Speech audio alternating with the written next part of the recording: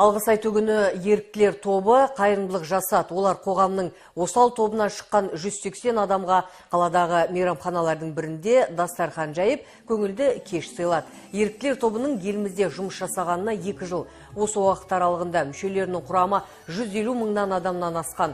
Ақтөбедегі топтың құрылғанына 2 ай ғана болды. Алтын қыран қайырымдылық қорымен бірлескен шараға облыс әкімі Бердібек Сапарбаев пен шаһар басшысы Ильяс Испанов та қатысты.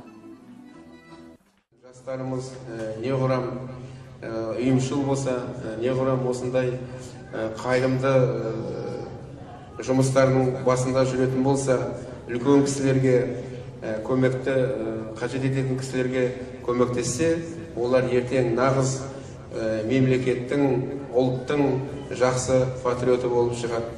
Біздің енді облыста да мынау волонтерлар қозғалысы жақсы дамыған. 25 мыңдай біздің жастарымыз сол қозғалыстың белді мүшелері.